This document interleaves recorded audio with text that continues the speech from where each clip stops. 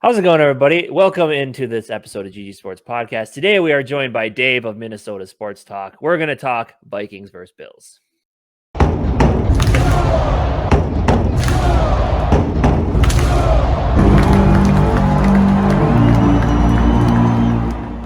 right, boys.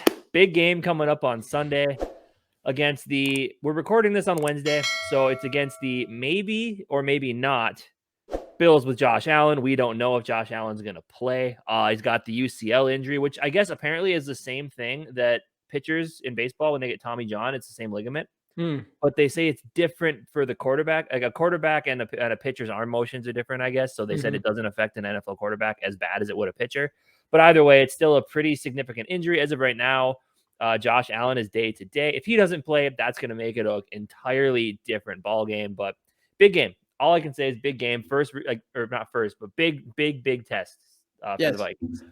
Before we go too far, though, I want to thank everybody who's watching to subscribe, hit the bell, get notifications for more of our videos, all that good stuff. Starting next coming Wednesday, we do have an unnamed show with Dave, a live show. I'm going to let Dave explain more of that to you, but we just wanted to make this video to kind of shout it out here. What do you think? Yeah, we're going to broadcast on both of our channels, GG Sports Podcast and Minnesota Sports Talk. My name's right there below. We haven't named it yet. So far we've thrown out Wednesday Night Vikes. That sounds pretty cool. We might do that. But hey, it's a chance for us to collaborate. Rising tide lifts all boats, guys, and we're in it together, and we're also part of the Purple Code together. So hey, this seems like just a natural thing, and these guys love the draft, same as me, and I hope we get to do it in the off season. So that's why we're doing it. Yes. Hopefully we could talk about the draft in the offseason with your Minnesota Vikings picking number 32. Picking number 32. Picking 32. Yeah, so go subscribe to Minnesota Sports Talk as well. And back to the Josh Allen thing. Right away, I want Josh Allen. I want him to play. I do too. There's no question about it. We've came with all these close games. I want to see what the Vikings are made of. I don't want any excuses like he doesn't play and then we beat the Bills and it's without Josh Allen. Or honestly, I definitely don't want to lose to a Bills team without Josh Allen. But yeah, but the fun part would be that if by Friday they announce that Josh Allen's going to be out, and Case Keenum steps in with Stephon Diggs on his team, we'll see the Minneapolis Miracle 100 times before the game starts on Sunday. That is good content. I'll give it. It is good content. I do love the Minneapolis Miracle play, but let's just hope it doesn't hain again if Case Keenum plays. And someone brought up that we and this was funny that we have a chance of playing a 3 Viking ex-quarterbacks in the same season, which is kind of funny. Heineke and Teddy Teddy Bridgewater, Heineke, and then Casey Keenum, which we got rid of technically. Heineke, and they're as backup quarterbacks too, which is the odds of that. Yeah, and I was thinking like, well, God, we could almost played Sloter, and except he got released. It's like, but with Heineke, he got, I think, released in 2017, if I'm not mistaken, in the preseason when he broke, like he hurt his foot, I thought it was, that too, right? Well, I think maybe the year before. I think he got hurt in a preseason game at the end of the game where he did a fourth quarter comeback. Yeah, he stayed out there, and he had hurt his leg or foot in that game. And then after the game was over, we release him in the cuts, right? And then sure enough, he finds his way back into the league and has a decent year with the Redskins last year. And sure enough, we get to face him. And it was just as much a revenge game for him as it was for Cousins. Right. Yeah, right. for sure. But that was a game that was, I don't know. You want to say closer than it should have been. But of course, it's a very scrappy team. Heineke's a scrappy quarterback.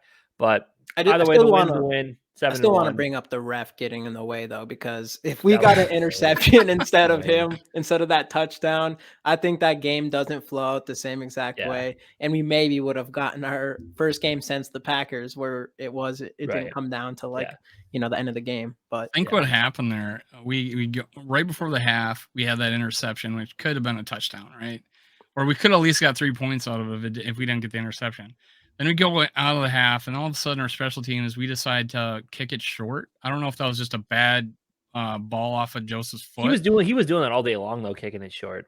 And well, they get 45-yard return, and then the ref decides that 13th man or 12th man gets out there and takes it down behind them. Yes. Now we potentially had a freaking 14-point swing. For sure. And now they got the lead. We could have been 14-13 with a pick. Instead, we're down 9-7 and no pick.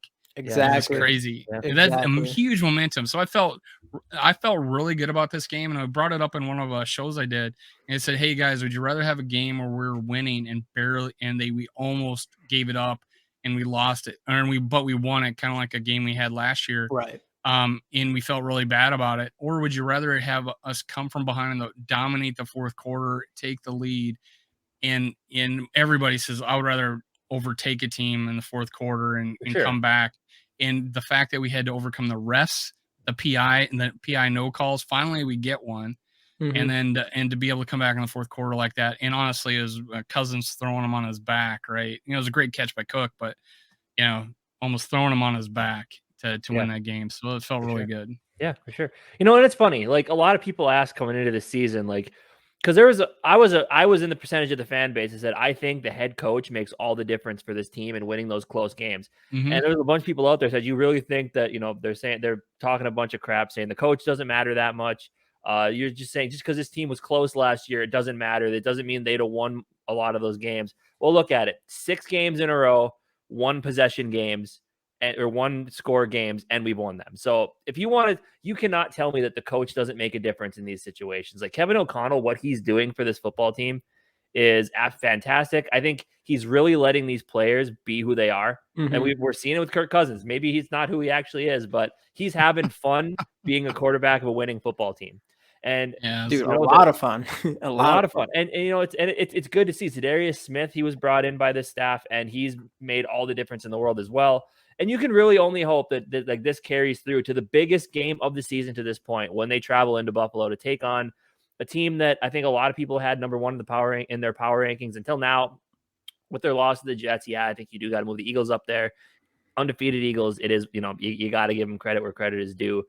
Especially as Vikings fans, like people would say, and I would agree with them, that we've had some games that probably we got some good breaks with players being out and whatnot. And a lot of people said the Eagles' schedule isn't that hard, but they won their games just like the Vikings did. And you got to give them all the credit in the world. But Buffalo, man, with Josh Allen, Buffalo is, I would say, from a talent, with Josh Allen not playing like he played last week, where he threw those couple bad interceptions to Sauce Gardner, who we have to see later, and I'm really worried about that one. 2 picks against the Packers too. Yeah, the guy's a stud. And we've been getting a lot. That's one thing that we have to talk about our defense of the last, I don't know, 4 or 5 weeks is we went. I don't remember seeing a lot of turnovers from our defense, and we've ramped that up the last 5 weeks. I know Harrison Smith has 3 interceptions the last 3 games. We've got even the Dantzler. Well, it probably started with the Dantzler strip against the Saints. It's just we've been turning it up as far as that goes, and that's been huge. There's been games where our defense really hasn't done too much, but then they'll have 3 turnovers a game, and that ends up being the big difference. The Miami game, specifically, and then the Packers game, we had a couple, but. He coached to this, and that you could tell that's what they were doing in the some of the preseason practices, and the talk coming out of there is that they were really trying to be ball hawks, and that was what. And honestly, that's what I felt like Donatel's defense was about: funnel everything into the middle because they're playing outside leverage, and they got the safeties and playing center field, basically waiting for shit to happen. And sure enough, now it's starting to happen. We're finally getting at the quarterback because we're gradually implementing, these different, random blitz packages, these stunts that we're doing.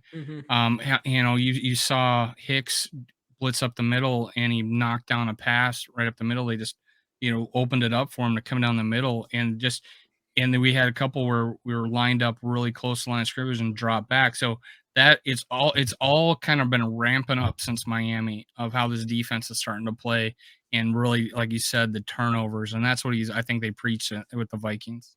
Yeah, for sure. The defense has been impressive for the last couple weeks. They're still they're a legit defense now, is what I feel like. they still have like the bend don't break mentality, and like because as you see, like the big name players on all these teams are doing some damage. Like we played Arizona, DeAndre Hopkins had a huge game, but at the end of the day, he got into the end zone one time. You know, it's like those last 2 drives we stopped them because we couldn't do shit on offense.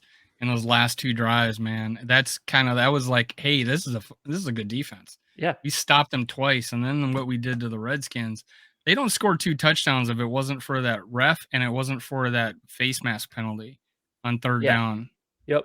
They don't score a touchdown. For sure, yeah. So I'm curious to see what this defense is going to do against an explosive offense like Buffalo. You know, you look at Buffalo, and yeah, you know they got Josh Allen, of course, and Stephon Diggs. Outside of that, and I think I was reading a lot of talk about that online today. That like they don't have because Gabe Davis, yeah, he has those flashy games where he catches 4 touchdowns, but outside of that, he's not as consistent as you want any like there's no like solid go right through his hands. Yeah, I didn't see that on that 70-yard bomb. Right. So like there's no like solid option. And we're kind of seeing that with the Vikings as well. Like I still love Adam Thielen. I love KJ Osborne. But they're almost like partially 3A, 3B on this team. Like they're not but true now number 2. we got TJ Hawkinson. Yeah, but you can't depend on your tight end to be your number 2 guy. You know, maybe you see guys like Travis Kelce do it, and obviously Travis Kelce is a totally but you're talking about George Kittle. I believe it because I think the Lions held TJ Hawkinson's an eighth overall pick. True. He came into this league supposed to be that kind of tight end, and he's had a career with the Lions. So I do think, especially, I mean, it's definitely nice to see him come in, have 9 receptions for 70 yards in his first game for when he's been on the team for half of a week. So I don't know. Maybe that's just me being a pessimist or optimist, but I do think Hawkinson's going to come in and he is going to be our second guy to go to in this offense. And I think it's going to be big. He's big bodied. I think we're going to make him the back, like an all pro tight end again. And I think he was already top 5 going into our team, but I think we're going to do a better job with him than the Lions did. And I think going forward, it's going to make a massive difference for offense here on out. Well, definitely. Because you saw the guy had 4 days to learn what he could on the offense, and all he did was catch 9 passes for 70 some yards. Like no, that brings up the 3 tight end screens that we just kept going to the well. That was Johnny Munt's bread and butter play where he get -3 yards. Now they have TJ Hawkinson doing it, and then when Mullins did it after Cousins got kicked out, he looked scared as crap. Right. Like I don't want to screw this up. And I know. That was so weird. It was another 3-yard loss. So if he had only 6 catches on 6 targets, he might have had 80 yards instead of 70. Right. Which would have been fine. But I don't know. I'm impressed by him so far. And I think it's a massive difference maker for our offense just going forward. I mean, I do think he is going to be our second option on offense in the passing game. And you can bring Adam Thielen down to 3. And I think you're looking pretty good if that holds up and Hawkinson continues to step up in that second role. And I think you will. I do think you will. So that's a big difference between them because they do have Gabriel Davis, who other than how many years has Gabriel Davis been in the league for? Do you know, like 4 years? That I don't know. Let's see. So, it came to the end of the playoffs last season or end of the season. He was drafted in 2020. Okay, so he is pretty young, I guess. He's pretty young. But I was going to say, I don't know. I agree that the Bills don't really have a bunch of options in the passing game besides Dawson Knox, who's solid as well. Dawson Knox solid. Gabriel Davis if you don't pay attention to him, he can, like you said, score like 4 touchdowns. Yeah. But then they do have I'm not afraid of their running backs, even though they do have the 89th, according to PFF, they have about a 90th run grade, but a lot of that is probably Josh Allen. And they do have Hines now. So they do have, which the Vikings defenses of old, at least, maybe we haven't seen it as bad this year. We definitely haven't, where we allow a lot of yards and catches to like the passing running back, the little screens and all that stuff. I haven't seen that a lot this year, but that's always something of concern of me that they do have that option. But I think our offense overall, I mean, they don't have a Delvin Cook. That's for sure. They definitely don't have a Delvin Cook. So I like how our offense stacks up even compared to them. I mean, they do just got Josh Allen, which they just have Josh Allen got 86 yards rushing. The next guy had 24. Yeah, which is another thing that the Vikings are scary for Vikings, especially in years past where rushing quarterbacks destroy us. I mean, Josh Allen actually did destroy us. He was like the first team that we were like the first team he ever destroyed in his career. And Josh Allen, he's not your typical like.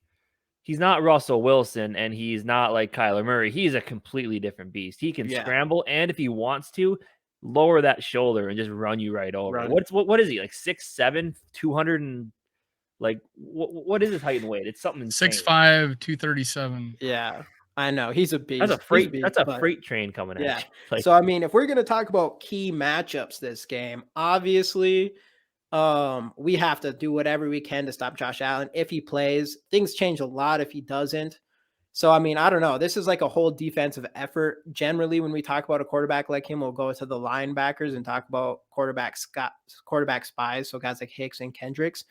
But I don't know. They bring in Asamoah a lot to do that now. If you notice, they started doing that in Miami, and he got like 6 snaps then. But now you start to see him like third and short or something like that. They'll show him in the game for Jordan Hicks. They'll take him out and bring in Asamoah. So he's been playing spy.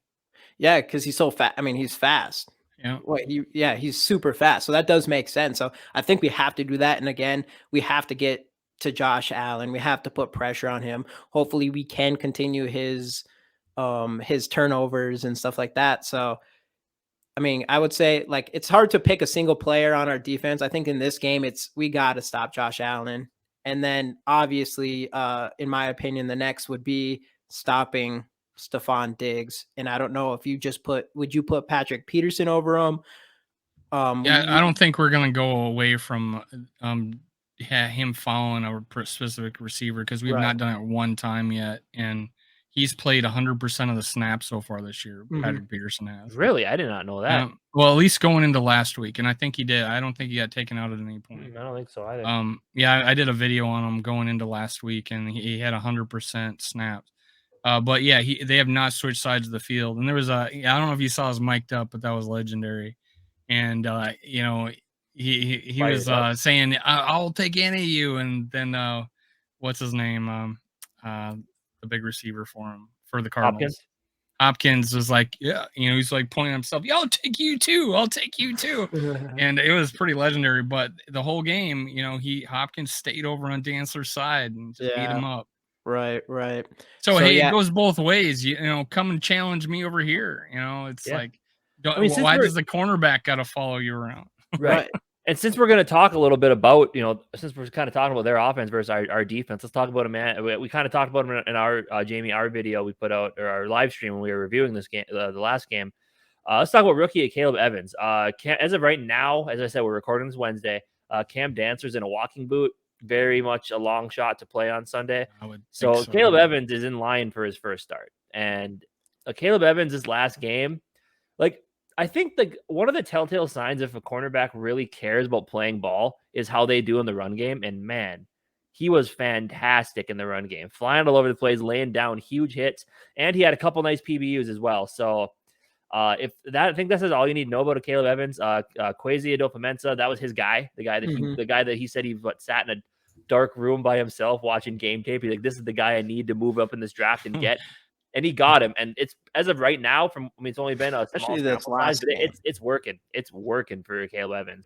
But Caleb Evans, and look in the way he is on Twitter as well. Like he's a man of the fans, and that's really how it ends up with him. And what's that? Dude's smart, marketing genius. He's selling himself to the fans. Oh, dude, he's going to be a fan favorite just because he did it himself.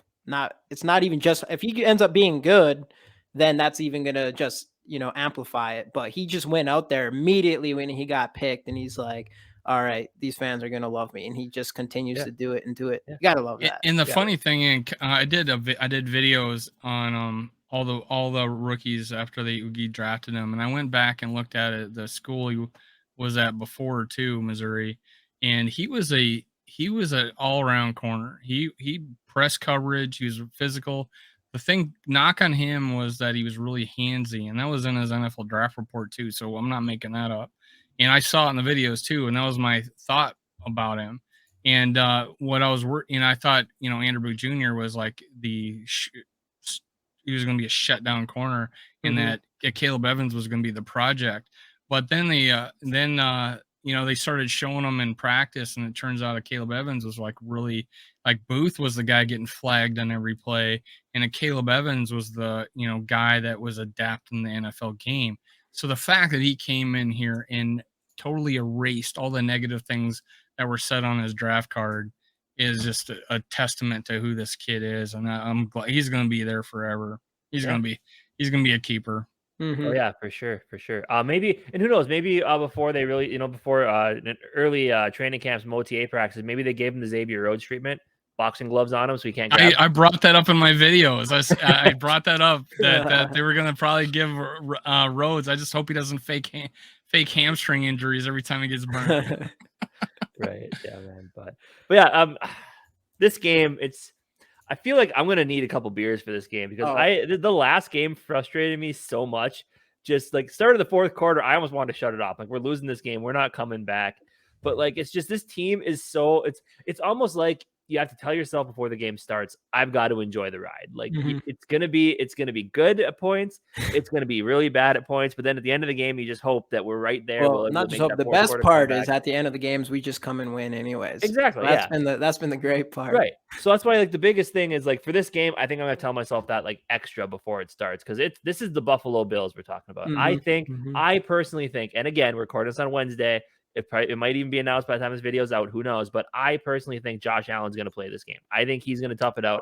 I think he's going to be in there. And this is a challenge. Like, if you want to ask how good are the Vikings, like, this game will tell you. If we come out and get the doors blown off, there's going to be questions. Like, we might take some hits in the power rankings, which, speaking of power rankings, do want to toss this out there. I saw today Mike Florio, of all people, closeted Vikings fans who a Vikings fan who acts like he hates the team with every inch of his being. What's he with had you, up to man? number 2 in his power rankings. So whatever that tells you. Hey, he's probably got too much crap given to him because I mean, what did he say that the Vikings pulled out a rabbit out of an orifice that's not supposed to have rabbits in it? Yeah, that's how he described us beating.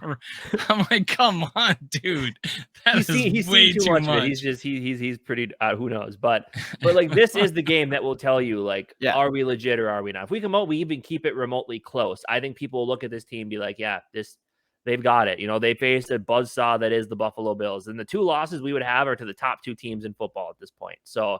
Yes. That's the biggest thing with this game is like when we get to score predictions, I might surprise some people. Yeah. But like I just want to see our identity. Like, we've been so close in all these games. Obviously the media isn't 100% on our side yet, which makes sense. I mean, they're getting there. They're definitely getting there, but they're not there yet. And this is that game. That's why I want to go against Josh Allen. And that's why, like, and personally, I just want to see, like, can we stand up against this team? I know against the Eagles, our first test that we didn't know was going to be a test, we didn't have our best game, but at the same time, that is the second game of KOC's head coaching career. There's a lot of we got new players coming in. There's just like so much going on during that game. And I do think we've progressively gotten better, especially our defense, especially guys like Zadarius Smith and Daniel Hunter getting to the quarterback more. That's one big thing is our pass rush was like was one of the worst in the league in like the first 3 weeks. And we've progressively gotten better and getting to the quarterback, and it's changed everything. I think that is one of the big reasons why we are seeing more turnovers and more mistakes by opposing quarterbacks. Yeah. See, I was for the last few, like, and I said it multiple times on the podcast. I'm not concerned. I was never concerned about the offense. I figured we'd figure it out at some point, we still probably haven't completely.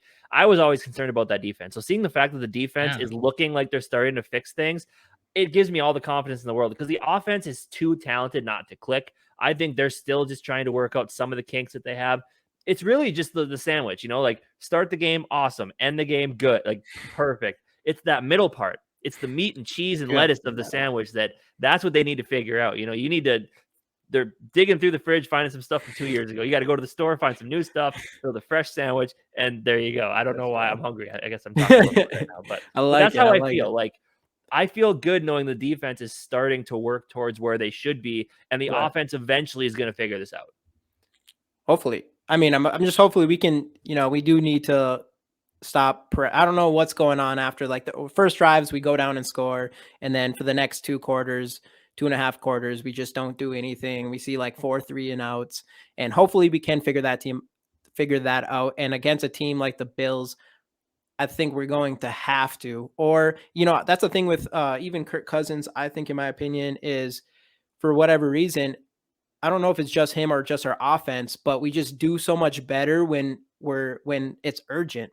So when we start losing and we're behind, all of a sudden we go down and score points. It seems like we need it to be urgency. As soon as we are winning, it's like, are we pulling off the gas or what are we doing? Because I don't know. As soon as, this game becomes urgent, we step up. And against a team that's why I think against a team like the Bills, a good team that we aren't just going to get a huge lead right off or just get a lead right off the bat. And it will probably have to go back and forth. And it might be a game where scoring is always urgent for us. Yeah. The only game that was like a little different outside of the Packer game, because we handled that the whole game, was the Cardinals game, where going into that game, we were averaging 1 point in the third quarter for the season. And when sure enough, we scored 2 touchdowns in the third quarter against the Cardinals, but nothing in the fourth, right? So it's like, damn it. I know. It was like, hey, we're going to put the foot on the gas and just crush these guys. And no, we had to rely on our defense. Right. And honestly, and like Casey said, now we've got confidence in this defense all of a sudden. That was come out of nowhere. We all want to get rid of Donatell probably at one point. What is this defense? But the whole time I'm thinking, I know what he's trying to do, but he's not disguising anything. Everybody can tell what we're doing. But now it's moved on. But the offense, and KOC says it after the game, wait till we get that going. That's what he's saying. And that's the entire game. And that's the best thing about this team, is that they know that. Like, it's different if you're 7-1, you're like, we're 7-1, we're fine. But the fact that this team, week in, week out, comes out and says, we still haven't played our best ball yet. We can be better. We're disappointed in how we're playing, but we're winning, and that's fine. Like, that's exactly we'll take a win any day. But it's like, we know we can be better than this. And that's what's exciting. Like, there's people who want to just be like, the Vikings are fake. The Vikings are fake. Outside of Viking fans, probably, and maybe even some Viking fans, but it's like, we have not played our best football yet. That's the thing, is like, we haven't even reached our ceiling. We're 7-1, and we've just learned how to end games very well and finish teams off, I guess. And as soon as we figure out all those in-betweens, I mean, I do think we can absolutely be a Super Bowl contender. And it is the big reason why I want to see where we're at with all of that against the Bills, against Josh Allen. Yeah. Because we can't really, it won't be the same against. Yeah, for sure. For me, it's like, I want to win no matter, I don't care how we got it. I'll be happy either way. I know the thought process is like, I mean, famously, remember 98, right? Where that the Vikings lose to the the Falcons, and what was the running back for Denver? What's his name? Well, he famously said, he's the Hall of Fame. He says, I didn't want to play the Vikings. I was hoping they'd lose so we could play the Falcons, because I didn't want to play the better team. Was it Terrell Davis? Terrell Davis. Yeah. He famously said that, like, he did a lot of television, right? And says, I didn't want to play the Vikings. They scared me. And he didn't. So for me, I'm like, God, I really want that number 1 seed, because I do not want the Vikings to go to Philly. I do not want them to go to Philly. Well, you just don't want that, and we don't want to go have them beat us and then go through that whole thing. Was 2000 and what year was that? 2008, 17? 2017. Yeah, we definitely don't want to do that again, and that's why I do want to see. That's the thing. It's like, no matter what, I don't care. I just want to win. So can we go against a Bills team? And even if we won the same, it'd be a nice feather in our cap, but I'm like, let them talk shit about us. Let them talk about how we didn't play anybody and we played like 4 backup quarterbacks. Right. I don't care. Oh yeah, I don't care. I do. Yeah. I mean, I'm cool with if we can win. If we won this way for the rest of the season and we won a Super Bowl, like, obviously that is fine. I'm 100% down for that. Yeah. Yeah. So, But I don't know if we gonna- can. That's why I want to see the Bills, because we Right. already did lose to the Eagles. So it's like against a Bills team. Like, I don't care if we suck the entire game and we come down and win right at the end of the fourth. Then I'm like, all right, so we're just finishers, I guess, and I'm cool with that. Yeah, you're one. So okay, like obviously, you're looking like this game is big, right? Like, and everybody's worried about what like their offense versus our defense is the part when you look at Buffalo that worries you the most, right? Because like that offense with Josh Allen, they're at full strength, they're explosive, they can beat you in a lot of different ways. But I'm looking at some of like the stats and whatnot. I think you're going to go the direction. I think I saw a stat about this as today or yesterday on social media as well. So I'm going to look at like some of the last few games that Buffalo has played, right? Like their defense, I believe they're still dealing with a lot of injuries in that secondary. I know that Poyer's back. They got Kyer Alam out there, the rookie, playing. So like in their last few games against quality opponents, New York Jets, they allowed 20 points. Green Bay, they allowed 17. It is what it is there. Kansas City, they allowed 20. Pittsburgh doesn't count. Baltimore, they allowed 20. Miami, they allowed 21. And then there's Tennessee, Los Angeles. Before that, they blew them out. The Vikings here, every time that they score at least 20 points, they win the game. Like the one game they didn't score at least 20 was against Philadelphia. So Buffalo's been allowing a lot of 20-point games so far. So if we can just reach that threshold, that defense will allow 20 points, and they allow it to New York Jets offense, which Zach Wilson isn't Kirk Cousins. Zach Wilson has a lot of intangibles and a lot of skills that Cousins doesn't have, but Cousins has a much better knowledge of the game, and he's a better all-around quarterback than Zach Wilson is at this time. Green Bay, they let them run on him. Patrick Mahomes, obviously, we won't make that comparison. But like, Jets got 174 yards on the ground too, so that's back-to-back weeks. Almost giving up 200 yards again. Right. So this defense is beatable on the ground and through the air. So it's mainly on the ground though. That's why the running game is getting Delvin Cook in the running game. Who I talk a lot of crap about. This is a good matchup. Yeah, that's what I was holding it for a while here, but I was going to say my number one key matchup this game is Delvin Cook versus their defense, because PFF has Buffalo with a 52.4 rush defense, and then Michael Carter went for 76 yards, James Robinson for 48 yards last week, and then obviously Green Bay with Aaron Jones over 143 yards from him, 54 yards from AJ Dillon. So that is a big gap in their defense, and I do think that Delvin Cook could be the biggest key difference in this game. You know what I thought was funny while you're like raising your hand and stuff is it was like right in line with the player on the screen. It was like you're a puppet. That player, I don't know if I can figure it out. I don't know if I can. 3. Oh, it's Delvin Cook. It's Delvin Cook. Speaking of Delvin Cook, here's his hand. Yeah, that's Delvin Cook's hand. I tried. I didn't know how to do it. Yeah. But yeah, man. So this really is a big football game. I'm super excited to watch it. I really, really hope Josh Allen plays. So let's jump into a little bit of score predicting here. Dave, since you're the guest on our show today, we'll let you start. So let's do it this way. Let's say score with or score without Josh Allen. Let's do both. Oh, damn it.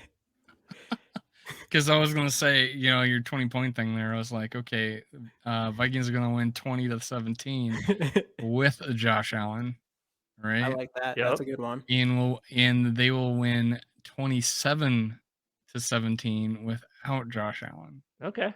Jamie, what do you got? That. I really like that, actually. Oh, man, I'm feeling that, too. I'm going to say the Bills 24. And I'm going to say the Vikes 27 with Josh Allen. And I'm going to go down to, I'm going to say Vikings. I'll give you a little optimism. I'm going to go 27 Vikes stay. And I'm going to go down to 17 to Bills without Josh Allen. Okay. Head's going to be on a pike here with Josh Allen. The Minnesota Vikings lose this game 27-17. What? That's not. Without Josh Allen, with Case Keenum in there. As I said, when I predict the Vikings win, it's never going to be a blowout. 27-24 Vikings would beat the Case Keenum-led Buffalo Bills. I know this was the one game when I was thinking about it for the past couple of weeks and thinking about score predictions. I said I cannot have us beating the Bills. I want to. but I just really I cannot predict that we're like I do a pick'em league that cost me $50 to get in for the year. I'm picking the Bills in that as well. This game's gonna be way too hard, man. Buffalo is so good. Josh Allen is so good. Stephon Diggs is so good, and I don't know. I hope I'm wrong. If I'm wrong, that's 100% fine. 205 yards, 0 TDs, 2 picks this last game, and they were horrible picks. So I don't know. We got this. I've went from this being a loss to right now where we're at right now with the injury and the fact that the last 2 games he's got a combined 4 interceptions and they were ugly, in the red zone type of picks. And I'm like, yeah, he's gonna do us some favors. That's kind of what I've been feeling like. And the fact that to add the running game, like they've given up a lot of yards on the ground. And I kind of felt like, Redskins, they had a good run. They had a good defensive line, and they were really good against the run.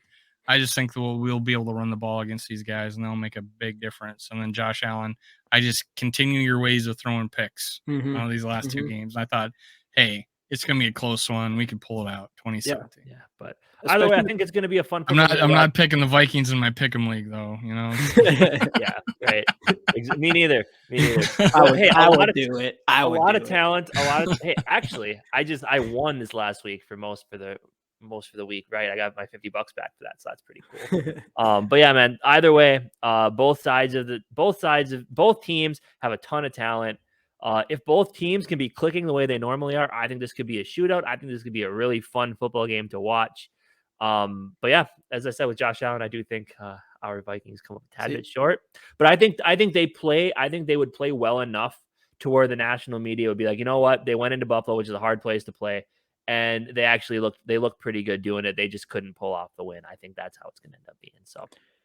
I think we win this. I think we have a ton of momentum, probably the most momentum that we have going into a game, even though we still barely beat a team that I feel like we should have easily beat in Washington. But just how much fun our team's having right now, the whole thugging Kirk Cousins or Kirk Thuggins or whatever you want to call him, that whole thing. Kirk Weiss. Yeah, Kirk Weiss, whatever you want to say. Like that thing is bringing the morale. You can just see the morale growing and growing after. Winning's fun. Everything's fun. And that's another thing that I know is they keep doing. It's after every away game win is when this happens. So that's another thing. If we go and beat the Bills away, like Kirk Cousins is going to be coming in with some grills. He's going to be coming in. I can't wait. The Vikings are going to win this game, and I can't wait to see the video on the airplane going back to Minnesota from this victory. So, and you got to think it's the defense that wants it to happen because it's basically right. I loved Kirk Cousins is almost becoming a media darling now. No one ever talked about him before. Dude, he's becoming cool. He's became like the most underappreciated quarterback, and now he's like becoming cool, hopping on Pat McPhee with Eli and Peyton. I've always been strapped. That was that's up there. That's up there with if I die. That's up there with if I die, I die, like he did with the COVID. I was just about to mention that. Just when they asked him, he's like, "I have always been at." Then he's like, "Absolutely strapped." Like in college, you work out for the beach body, man. You look good at the beach. And then I was watching something where Ben Lieber was on with Max Kellerman, Keyshawn Johnson, and one other guy on ESPN. And Keyshawn Johnson's like, "Yeah, I think Kirk takes his shirt off, and he looks like he belongs in a teaching or working at a grocery store. He's not very fit." I'm like, "Were you looking at the same video I was? Yeah, Are you blind? Keyshawn's a turd." Yeah, like, what do you mean Kirk's not fit? There's like 6 packs of abs there. Did you see the ranking? They ranked him like 16th at ESPN group, and I think Keyshawn's part of it. I think there's like these 3 guys, Max Kellerman or whatever. Yeah, I don't know. Those 3 guys, and they put out their quarterback ranking. They got Cousins 16th. Yeah, it's just ridiculous. Jacoby Brissett is ahead of him. Yeah, Daniel Jones is ahead of him. Daniel Jones is ahead of him. And I'm like, oh my god. Oh, and what's his name from Hawaii? Tua. No, Tua too, but the other guy, God, he got drafted by Tennessee. Oh, wait, Malik Willis? No, the quarterback from wasn't he Hawaii? McNair? No, from Hawaii. He got drafted from Hawaii to Tennessee, right? What's his name? He's Hawaiian, right? I don't know, or which. I think the Falcons. Oh, Don't the Falcons? Mariota. Mariota. Yeah, they got Mariota ahead of him. Yeah. Oh yeah. Yeah, I mean, there's no question. Like I'm not the biggest Kirk Cousins fan. I think I'm pretty like, I just try to be real with it, and I'll say I would say you're more negative leaning on the real. Yeah, you're closer to real than negative. Go with it. Like right now, I mean, I appreciate him. It's just because I just didn't see him finish games before. I mean, there's games where he'd come in and have just a terrible game. He could have 3 games in a row and then have one game that was so bad that I just don't see how you go and win a Super Bowl like that. But this has not been like that so much especially not this year. And he's really picked it up. I can honestly say, as someone who is more on the downside of Kirk Cousins, especially going this year, I want him to get traded. I'm pretty much with Rap on that. But he has showed up big time this year, especially at ends of games. And that has been super impressive. And there at this point, I think there's no question in my mind that he is a top 10 quarterback for sure, at least especially this year.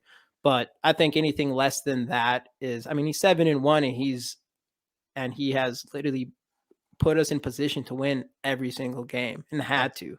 And then everything you said was exactly my knock on him up until the 4th week of 2020. When he started like shit, and then after the bye week, he just came out on fire.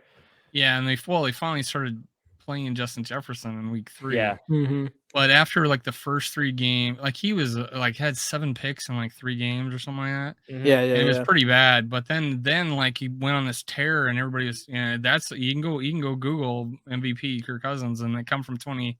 There's a lot of 19 and 2020s because there was like these stretches that he had that people were starting, but he didn't finish all that great in those 2 years. But hey, there was a stretch in there that he looked amazing. Right. But that was my big knock on him, is that he tried to win the game on first down when we were down by 3 points in the with a minute and a half to go. We get a strip sack or we throw a pick on like second down. Yeah. And they did the stat on him that he's leading the league in throwaways.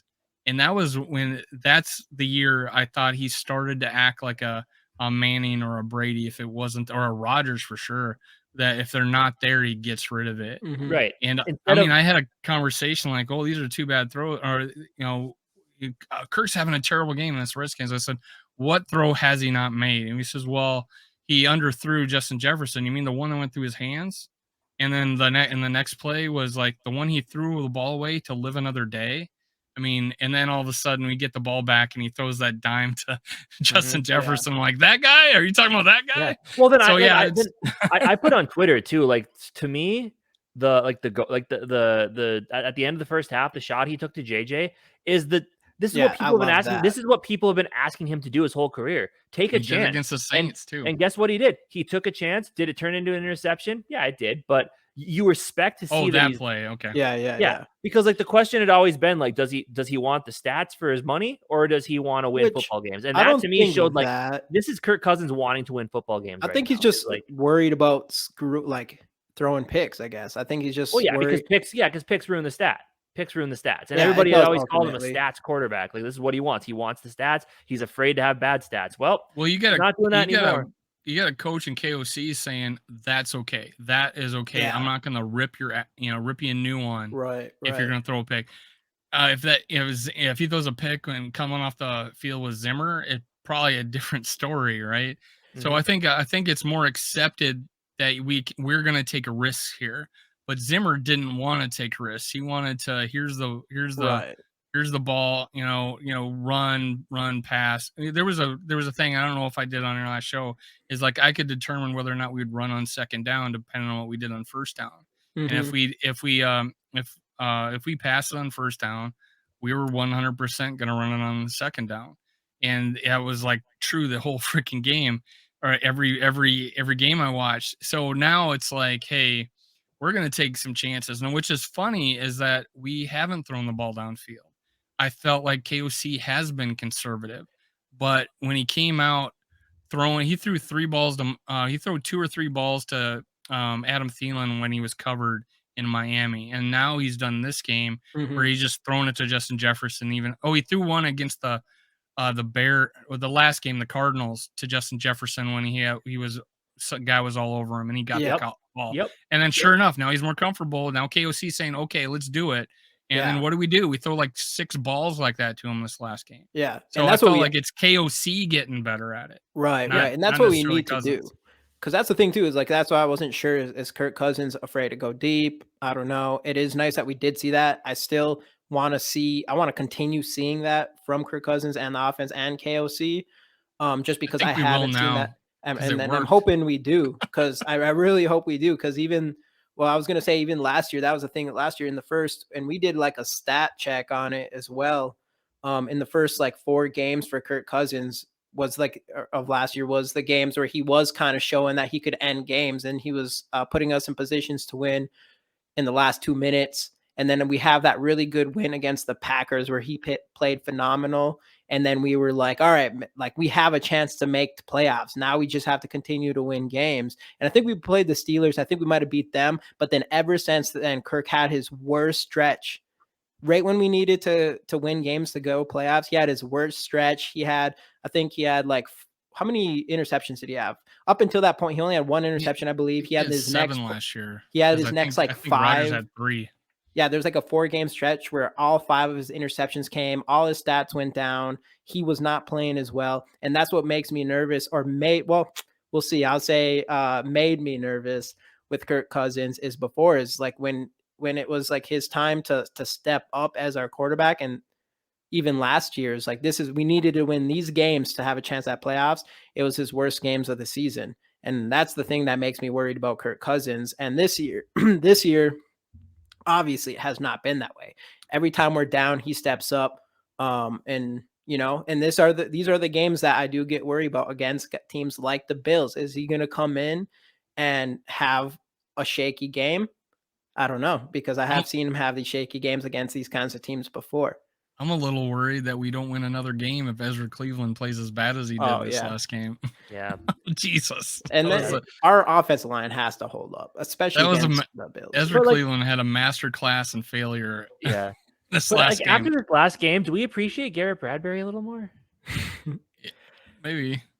Like Solomon came in, he didn't look, There's no question Garrett Bradbury is doing better than any of us expected up till this point. But to give Ezra Cleveland credit, that was his only bad game he had this year. He's been Christian Darrisaw, though. But he was like astronomical. It was like that Brian O'Neill game where he was terrible. But Ezra Cleveland had that game.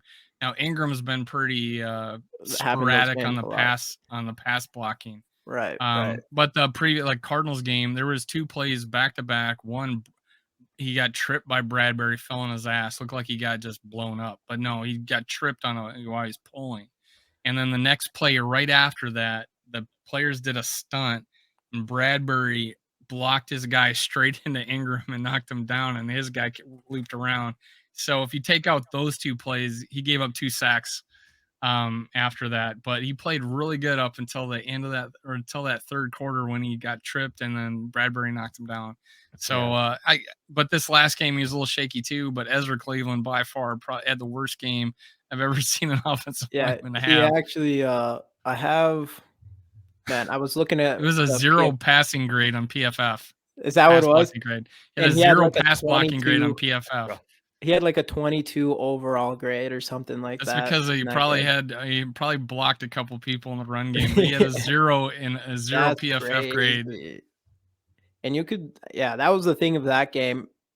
Our offensive line, it at least felt like they were getting beat up, and it was probably because of mostly Ezra Cleveland. Because the rest of them I was like looking at them like, man, those are solid. And then I got to the bottom of the list, and I saw Ezra Cleveland there, which I noticed. I could see that on during the game, but I didn't really know it was that bad.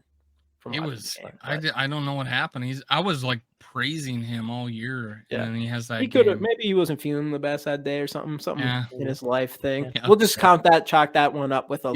I'm giving him a pass. I'm giving him a pass on that. You have to. He's been solid, man. Yeah, he's stepping up. He knows. Sometimes you just that has to happen just for you to like. All right, I need to step up this next game. Against the Bills of all.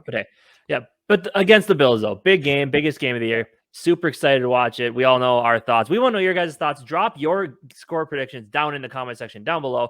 Remember to subscribe to Minnesota Sports Talk. Subscribe to GG Sports Podcast. Join us on Wednesdays for our show starting next week. And we'll see you guys next time on the GG Sports Podcast. Skol Vikes.